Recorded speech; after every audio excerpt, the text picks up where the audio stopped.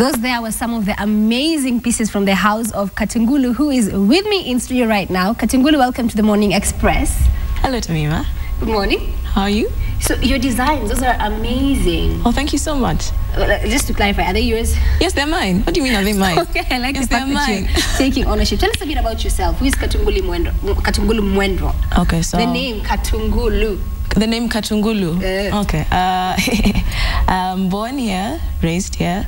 Went to school at St. Austin's Academy, where I nurtured my love for fashion and other creative arts. And let's see.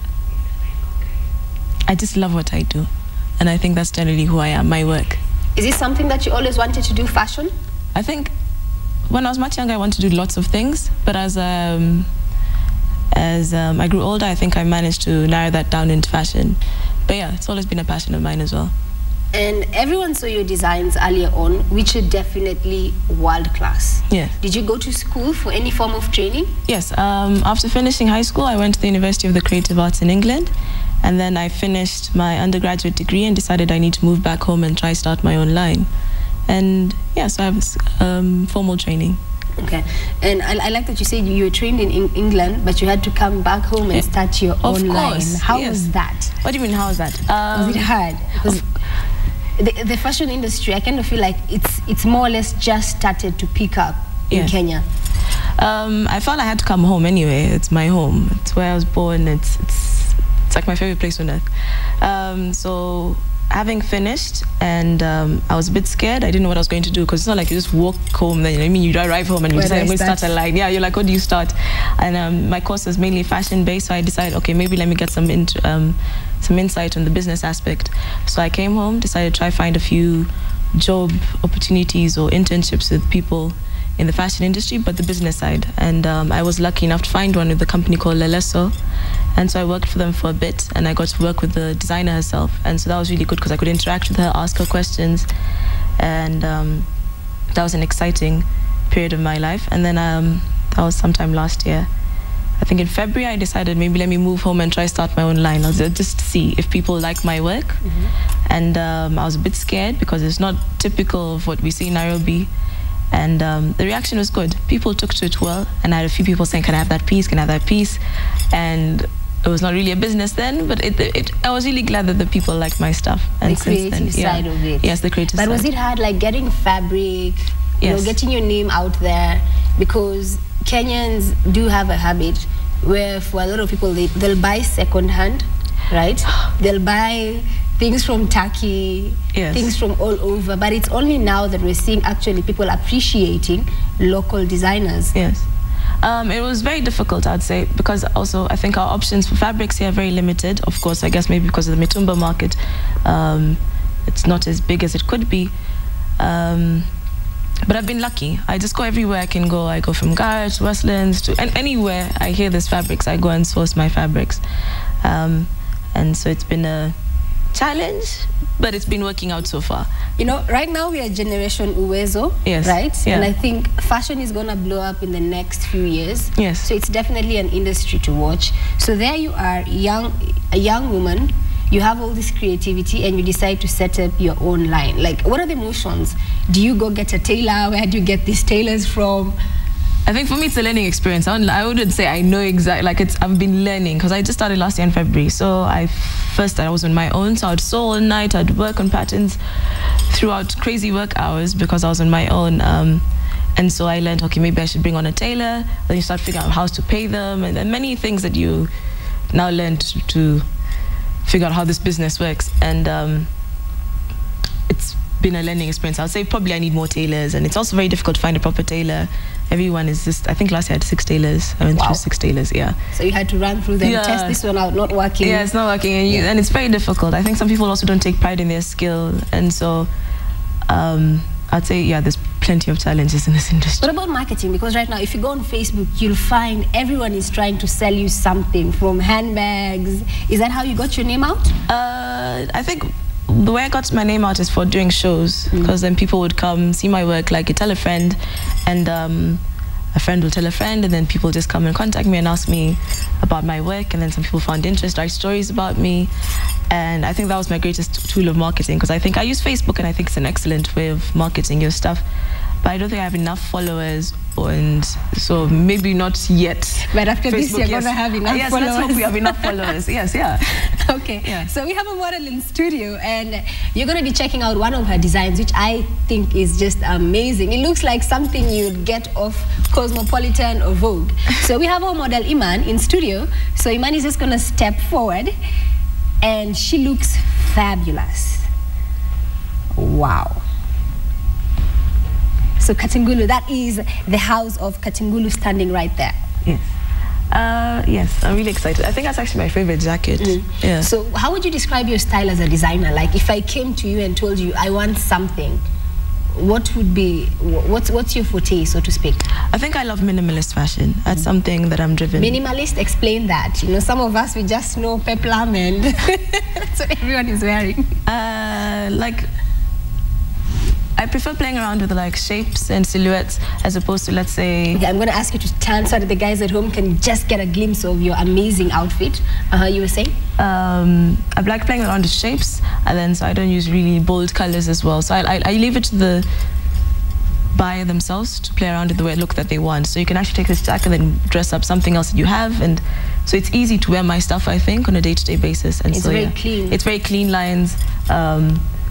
It's almost it's a sophisticated thing that I like doing. Yeah. And the fabric, because this is corduroy, and then the dress is cotton jersey. Wow. Yes. So all this is available locally. Yeah, these fabrics are all sourced here. Wow. And then you're also wearing something from your line as well. So I'm going to ask you to stand on up. Let's check out what you're wearing. This is also a jacket from my collection. You can have a look. And the really cool little back detail. And yeah. And also the dress as well. Okay. Then looking at what you both have on, because I believe, yes, there is artistic fashion, but fashion for someone to enjoy fashion, it has to be wearable. Yes. So if someone is watching from home and they're going like, where would I wear this outfit? Especially what you're wearing. I think you could wear this out in a day. It depends on how you dress up my stuff. You can dress it down, you can dress it up. This jacket can also be worn in 3 different ways. But I have to demonstrate. Please. Yes. We can sort of pull this around and wrap it around like a sort of shawl. Sorry.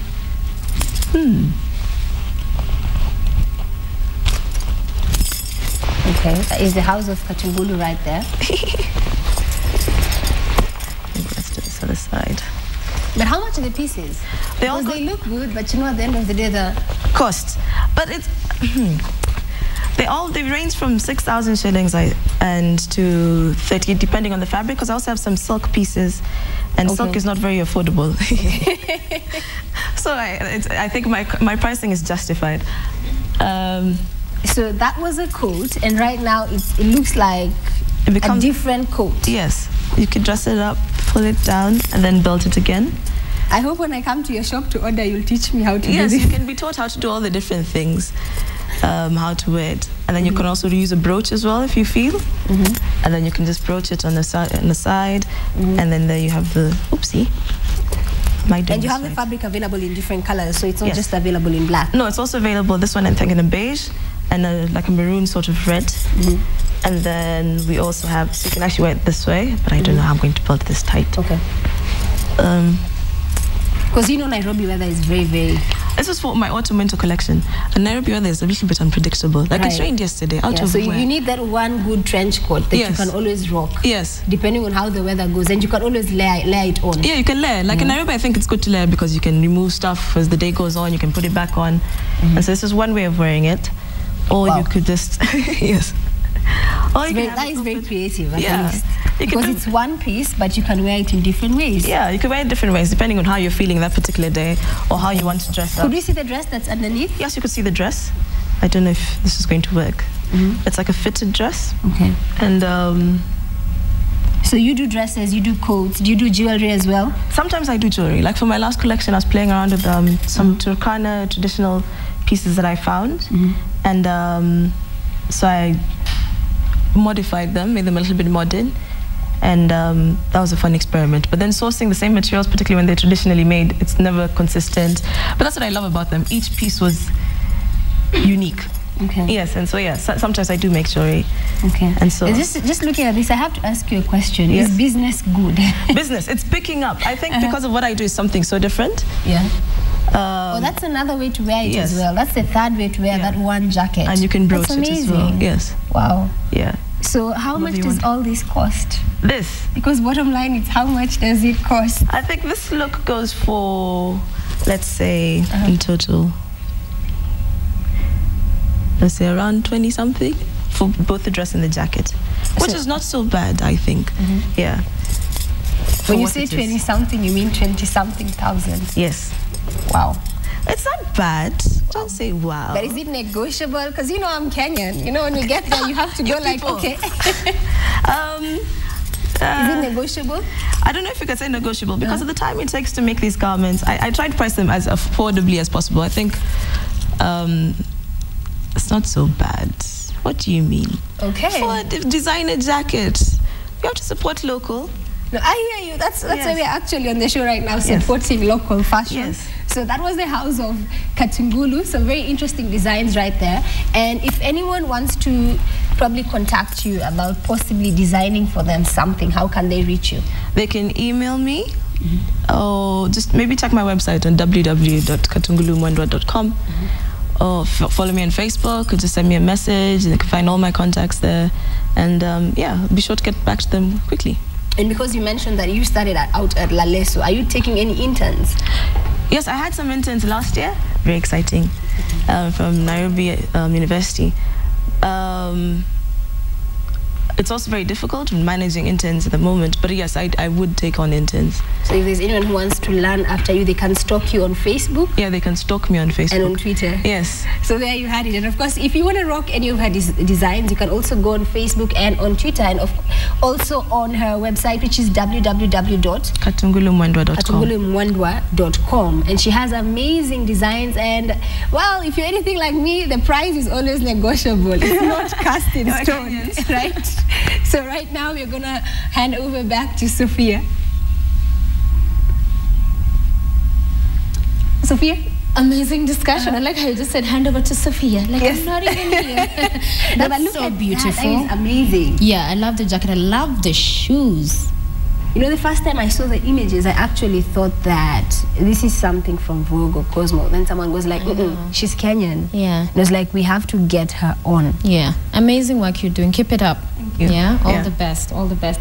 Let's now go to our book review. And Gibson Anduvate is an emerging voice for young leaders on the continent of Africa and beyond. He serves as a senior associate pastor at the International Christian Center in Nairobi, where he continues to oversee the church's vibrant youth ministry. He is a renowned speaker who has addressed various national and international leadership conferences. In addition, he is a writer, and today we review his book, Leading Young, a vital pocket book, a guidebook for every aspiring leader. It will prove helpful to people from all walks of life that aspire to be leaders. It breaks down and explains the principles of leadership based on scripture and years of experience working with young leaders.